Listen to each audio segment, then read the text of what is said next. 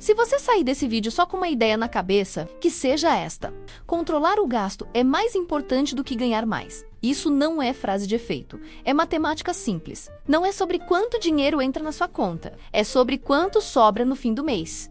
Se a sua renda aumenta e o seu padrão de vida sobe junto, a sua situação financeira não melhora. Ela só muda de aparência. Você já deve ter visto isso acontecer. Pessoas que ganham bem, mas vivem apertadas. Pessoas que têm um salário alto e, ainda assim, estão sempre preocupadas com contas, dívidas ou imprevistos. Isso acontece porque prosperidade, ele não vem do valor que você ganha, vem do hábito que você constrói. Riqueza é consequência de comportamento repetido, não de sorte ou oportunidade isolada. Quero que você faça um exercício simples agora. Abre o aplicativo do banco e olha o saldo. Não precisa mexer em nada, não precisa pagar conta nenhuma, só olha e anota mentalmente.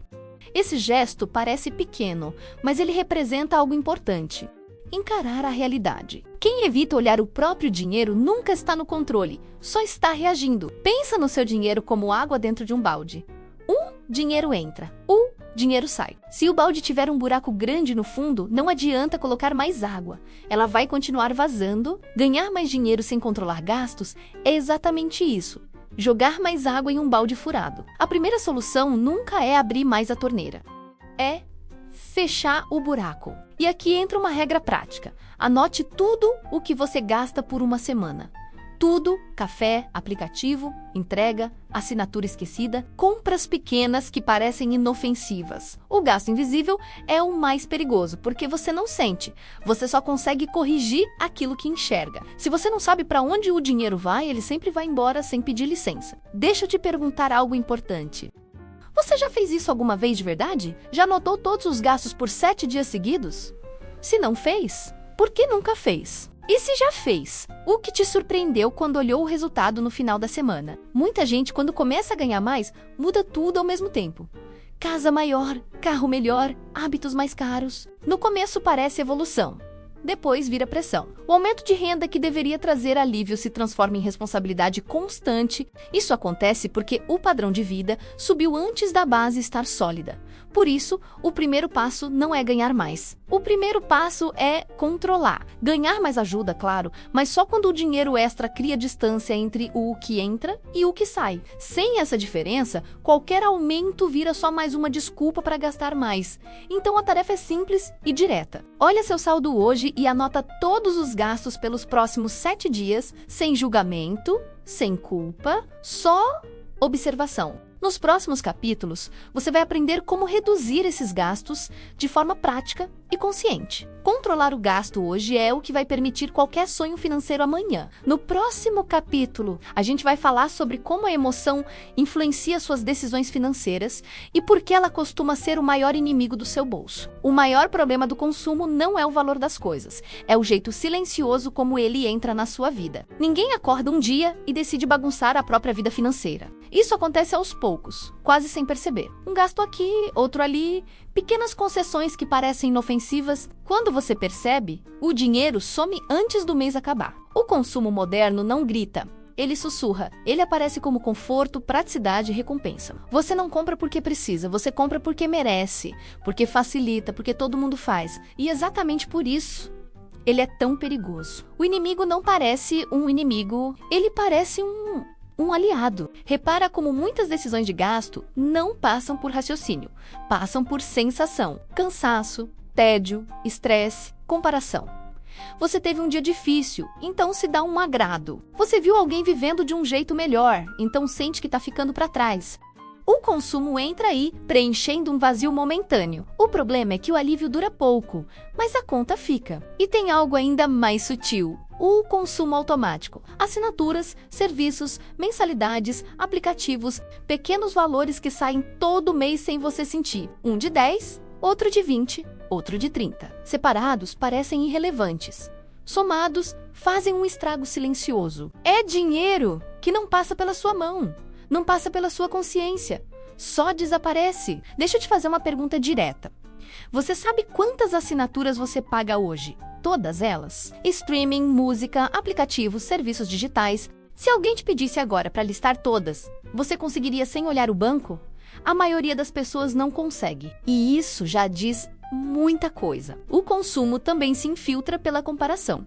Redes sociais mostram recortes, não a realidade completa. Você vê viagens, carros, casas, rotinas que parecem perfeitas. Sem perceber, começa a ajustar seus gastos para se aproximar desse padrão. Não porque isso faz sentido para sua vida, mas porque parece normal. Só que o preço dessa normalidade é alto. Outro ponto importante é que o consumo cria hábito. Quanto mais você compra para aliviar emoções, mais o cérebro associa gasto com bem-estar. Com o tempo, comprar vira resposta automática. Qualquer desconforto vira justificativa. É assim que pessoas que ganham bem continuam vivendo no limite. Não é falta de dinheiro, é excesso de estímulo. O mais perigoso de tudo isso é que nada parece errado no começo. As contas estão sendo pagas, o cartão ainda passa, o banco ainda libera crédito. O problema só aparece quando algo sai do controle. Um imprevisto, uma queda de renda, uma emergência. Aí fica claro que o consumo estava comandando, não você. Por isso, o segundo passo, depois de observar os gastos, é identificar padrões. Não é só quanto você gasta, é por que você gasta, em que momentos, em quais emoções, em quais situações. O consumo invisível vive desses pontos cegos. Quando você começa a enxergar, ele perde força. No próximo capítulo, a gente vai falar sobre crédito. Não como vilão óbvio, mas como uma armadilha elegante, que dá a sensação de poder agora e cobra com juros depois. É aí que muita gente perde o controle de vez. Existe um erro financeiro tão comum que muita gente nem percebe que está cometendo. Ele acontece exatamente no momento em que a renda aumenta. O salário sobe, entra um dinheiro a mais e junto com ele vem a sensação de que agora a vida pode melhorar. E pode mesmo. O problema é quando essa melhora acontece sem critério. O padrão de vida tem um comportamento curioso, ele se adapta rápido.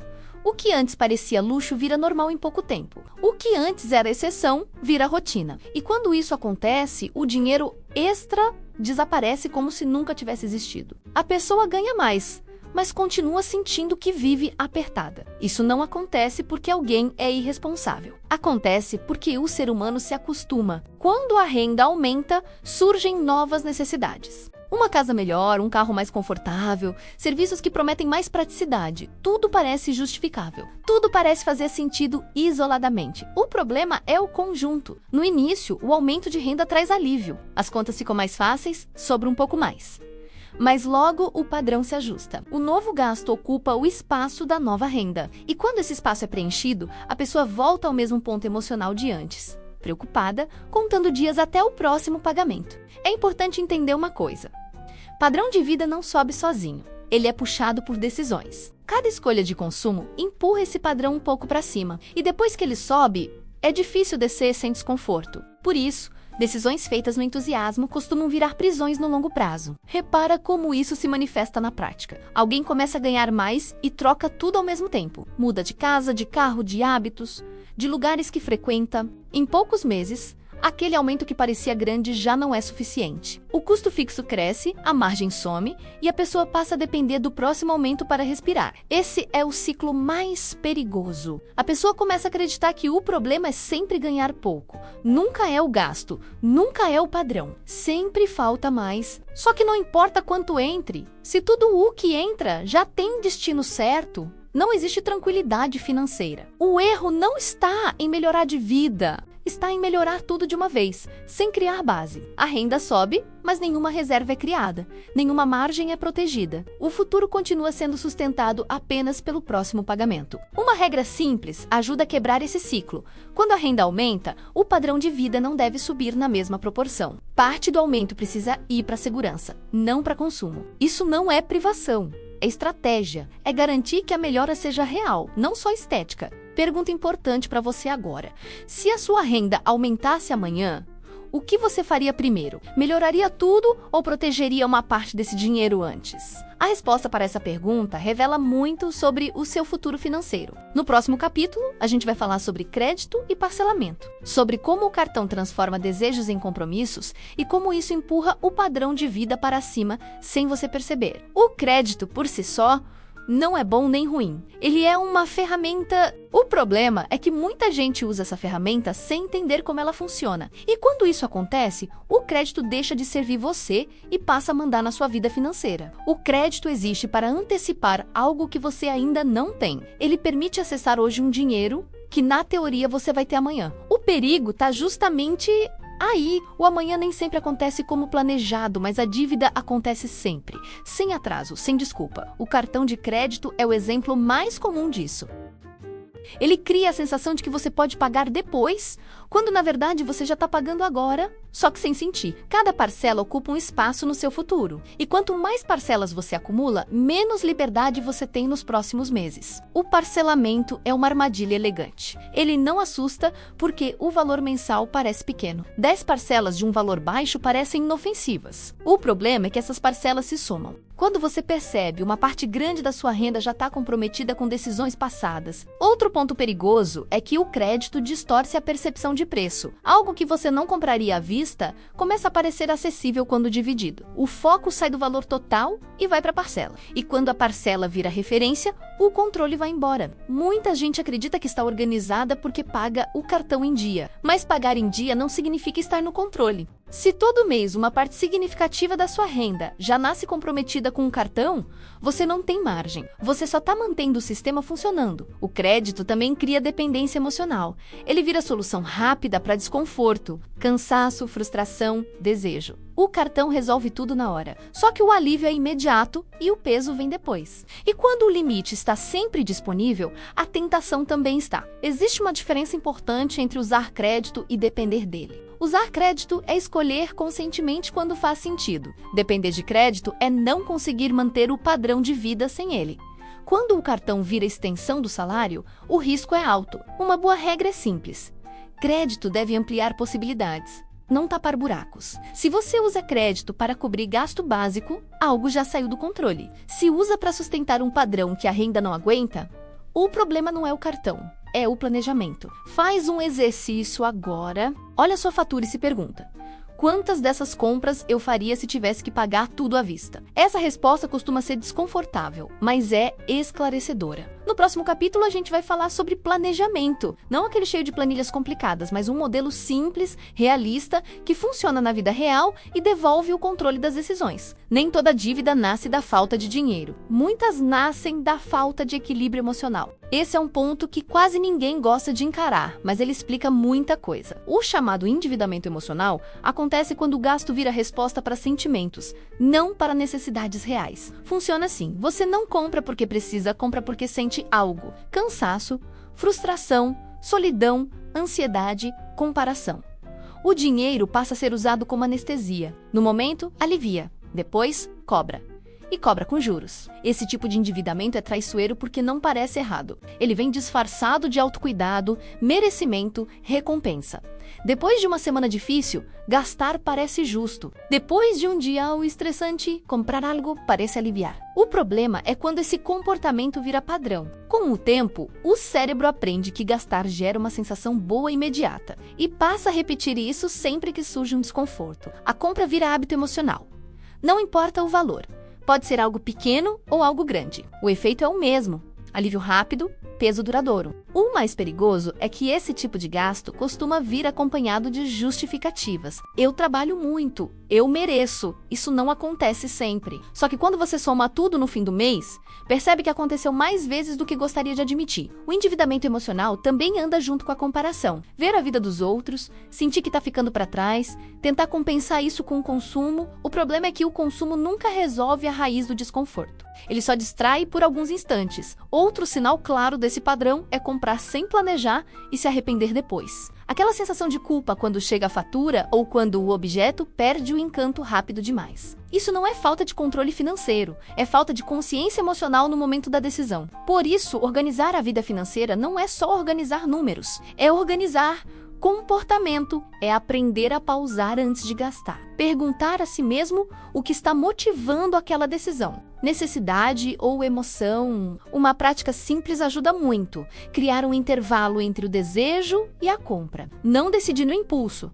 Dar tempo para o sentimento passar. Muitas vontades desaparecem sozinhas quando você não age na hora. Pergunta sincera para você agora: em quais momentos você mais gasta sem pensar? Quando está cansado? Quando está entediado? quando está se comparando com alguém. Identificar isso é o primeiro passo para quebrar o ciclo. No próximo capítulo, a gente vai falar sobre como criar um plano simples e funcional, algo que caiba na sua rotina e te ajude a tomar decisões melhores sem transformar sua vida em uma prisão financeira. Existe uma diferença enorme entre quem vive tranquilo financeiramente e quem vive sempre no limite. E essa diferença, na maioria das vezes, não está no salário, está na reserva. A reserva de emergência não é luxo, não é investimento sofisticado, não é coisa de quem ganha muito, ela é defesa. A vida não avisa quando algo vai sair do controle. Um problema de saúde, um gasto inesperado, uma queda de renda, um conserto urgente. Quem não tem reserva resolve tudo com desespero. Quem tem, resolve com dinheiro. E isso muda completamente a forma como você enfrenta qualquer imprevisto. Muita gente adia a criação da reserva porque acha que só pode começar quando sobrar bastante. Esse é um erro comum. A reserva não nasce grande. Ela nasce pequena e cresce com constância. O mais importante não é o valor inicial, é o hábito de separar. A função da reserva não é render, é proteger. Ela existe para evitar decisões ruins em momentos de pressão. Sem reserva, qualquer emergência vira dívida.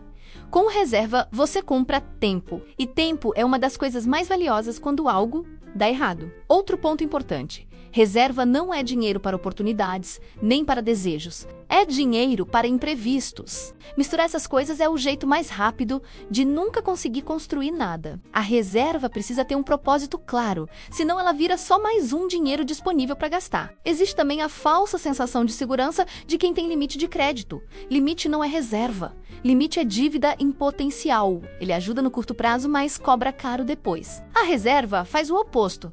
Ela te dá autonomia sem te prender no futuro. Um bom parâmetro é pensar na reserva como um colchão. Ela não te faça avançar, mas impede quedas bruscas. Quanto maior esse colchão, menos impacto você sente quando algo acontece. E isso traz calma, clareza e poder de decisão. Começar é mais simples do que parece. Definir um valor fixo mensal, mesmo que pequeno, e separar assim que o dinheiro entra. Não é o que sobra no fim do mês.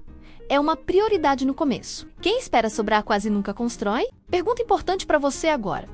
Se sua renda parasse por alguns meses, quanto tempo você conseguiria se manter sem recorrer a dívidas? A resposta para essa pergunta mostra o nível real da sua segurança financeira hoje. No próximo capítulo, a gente vai falar sobre planejamento financeiro simples. Sem complicação, sem fórmulas mágicas, só o necessário para você manter controle e clareza no dia a dia. As grandes compras são onde muita gente perde meses, às vezes anos, de tranquilidade financeira. Não porque comprar algo grande seja errado, mas porque a decisão costuma ser tomada no momento errado, do jeito errado e pelo motivo errado. Carro, casa, eletrônicos caros, reformas, viagens longas, tudo isso tem impacto prolongado. Não é o valor da compra em si que pesa, é o compromisso que ela cria. Uma decisão tomada em poucos minutos pode comprometer sua renda por anos. O arrependimento caro geralmente nasce da pressa. Pressa para melhorar de vida, pressa para acompanhar alguém, pressa para sentir que venceu. Quando a emoção lidera a decisão, o planejamento fica em segundo plano.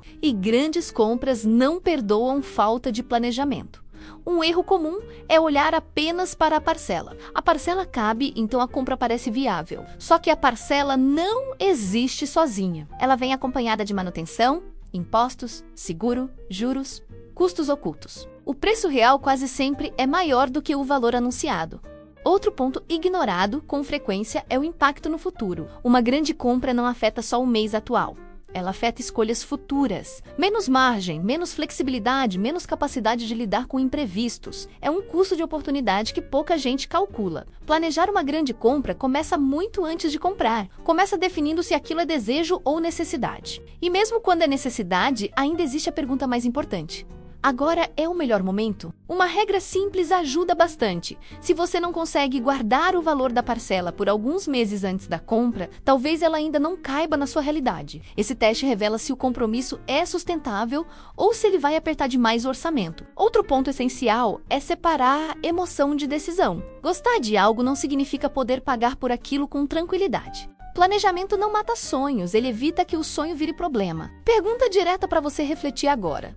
Existe alguma grande compra que você fez e hoje faria diferente se tivesse planejado melhor? Pensar nisso ajuda a não repetir o mesmo erro no futuro. No próximo capítulo, a gente vai falar sobre objetivos financeiros. Como definir metas claras e usar elas como filtro para decidir quando gastar e quando esperar. Agora, esse capítulo 8, menos vida longa carreira, pensou no futuro? A maioria das pessoas organiza a vida financeira pensando apenas no presente. Paga as contas do mês, resolve os problemas de agora e segue em frente. O problema é que a carreira não é estática. Ela muda, desacelera, sofre impactos. E quem não pensa nisso antes, costuma pagar um preço alto depois. Nenhuma renda é garantida para sempre. Mesmo carreiras sólidas passam por fases. Mudanças de mercado, saúde, idade, tecnologia, decisões da empresa. Confiar apenas que vai dar certo é uma aposta arriscada.